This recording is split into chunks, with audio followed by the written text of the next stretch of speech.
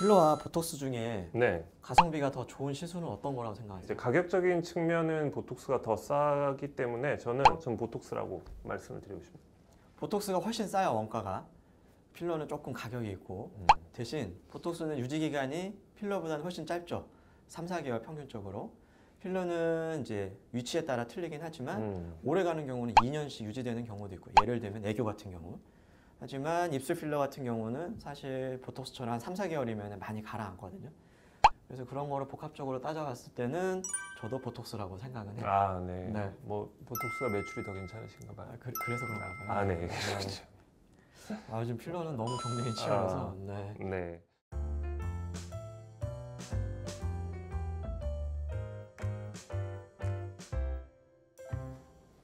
이마는 좀 어때요? 이마도 많이 오시죠. 특히 한 3, 40대 여성분들 이마 주름이 심해진다. 네.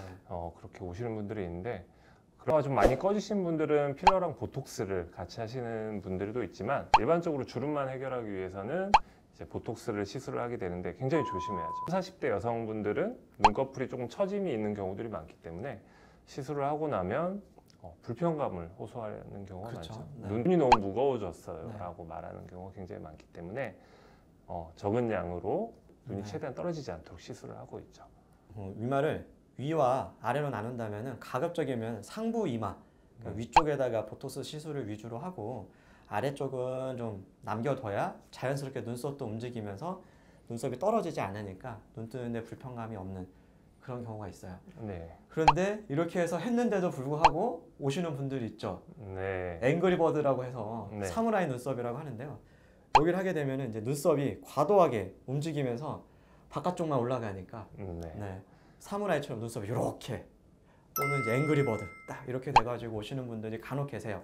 이런 경우는 어떻게 해결해 드리나요? 네. 올라간 부위보다 높은 곳에 보톡스를 추가적으로 시술함으로써 해결을 할 수가 있고요. 이런 것들은 정말 일반적으로 따라올 수 있는 부작용이기 때문에 너무 무서워하지 마시고 재방문하시면 다 교정이 가능합니다. 네. 사각턱을 교정하고 싶으면 어떻게 해야 되나요? 이제 사각턱의 원인은 여러 가지인데, 저작근이 과도하게 자라 있는 경우, 그런 경우는 이제 보톡스를 하게 되면 사각턱이 많이 줄어들겠죠.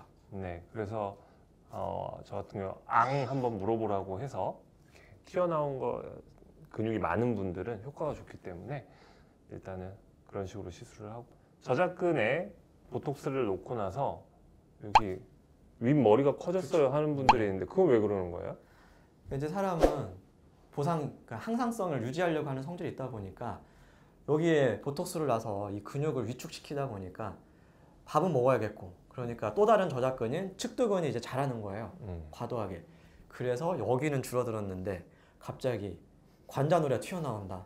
그래서 우리 개구리 왕눈이 옛날 만화 보면은 그런 식으로 뿌 했던 건 없어지는데 반대로 그 뿌 했던 그 모습이 관자놀이로 이렇게 올라갔다 얘기하시는 분들이 간혹 있죠. 네, 네. 맞습니다. 어떻게 해요? 그렇게 됐어요? 그럼 여기에 또 보톡스 관자놀이. 맞아야죠. 네. 추가적인 시술로 항상. 네.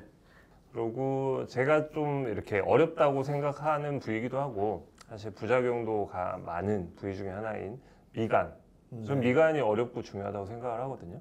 미간 주름이 굉장히 많은 분들이 불편함을 호소를 하셔서 많이 오시는데 조심스럽게 시술을 해야 된다고 생각을 해요. 어떻게 하고 계세요?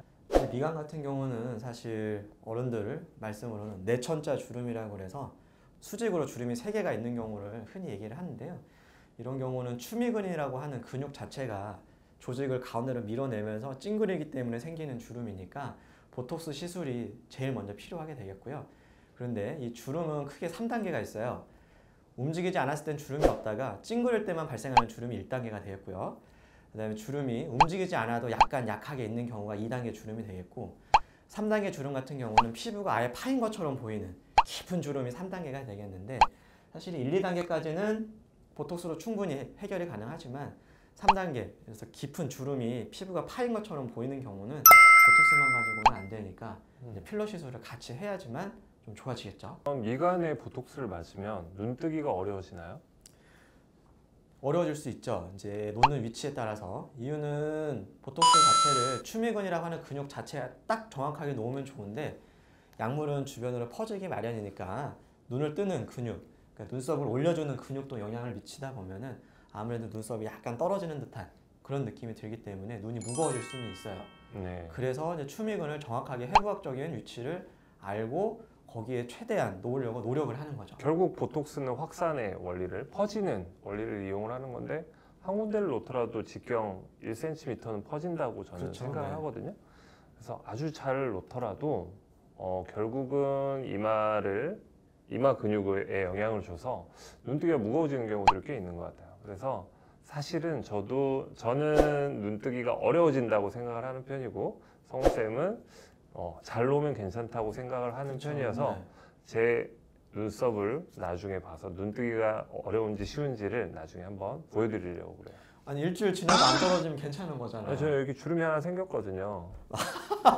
주름이 살짝 생기면서 눈뜨기가 너무 무거워요. 아 미안합니다. 제가 다음엔 더 정확하게 놓도록 할게요. 네. 아니다. 저는 정말 믿고 시술하는데 감사합니다. 네. 네. 그래요.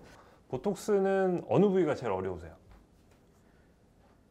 보톡스는 제일 어려운 건 스킨 보톡스죠. 주름을 잡기 위해서 하는 여러 가지 시술도 있지만 스킨 보톡스라고 피부의 탄력과 모공 같은 경우를 관리하기 위해서 또는 피부 약간 늘어짐 이런 것들을 잡기 위해서 스킨 보톡스를 하는 경우가 있는데 이 스킨 보톡스가 어려운 이유가 피부에만 정확하게 딱 보톡스가 들어가 줘야 되는데 약간만 좀 깊게 들어가면은 근육에 영향을 미쳐서 갑자기 입꼬리가 한쪽이 덜 움직인다거나 아니면 표정을 지을 때 썩소라고 그러죠. 표정이 안 지어져서 좀 좋지 않은 이런 경우들이 있기 때문에 네. 스킨 보톡스가 사실은 저한테는 제일 어려운 것 같아요.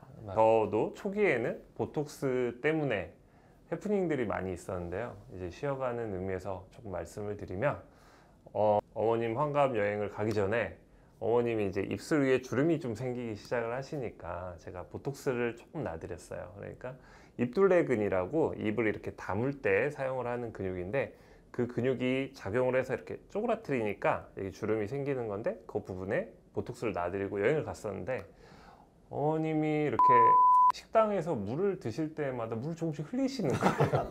그렇죠. 네. 물을 조금씩 흘리셔서 제가 엄마 왜 그러냐고 왜 그러냐고 그러니까 어머님이 이제 조용히 진영아 얘기를 안 하려고 그랬는데 보톡스 맞은 이후로 입이 잘 안 움직여. 네. 정말 적은 양을 놓는다고 했지만 그 어머님한테는 조금 과한 양이었던 거죠. 그렇죠. 이게 참 좋은 시술이고 간단하지만 그래도 뭔가 생길 수 있는 부작용 같은 거를 다 잘 알고 그리고 처음 하시는 분들은 조금씩 시작하시는 게 저는 좋은 것 같아요. 효과 네. 없으면 조금 더 놓으면 된다는데 그래도 부작용이 돌아온다 하지만 3달은 고생할 수 있거든요. 그렇죠. 네, 네. 조심해야죠. 지금은 물론 그렇지 않습니다. 그렇죠. 누구나 처음은 있는 거니까. 네. 네. 네. 정말 개인적으로 궁금한데요. 보톡스를 20년 이상 맞은 분이 나중에 연세가 되면 60대 이상이 되면 인상이 안 좋아진다. 원래 듣고 연예인 중에 사실 또 얼굴이 네. 이상해진 분들이 가끔 있으시잖아요. 계속 맞는다고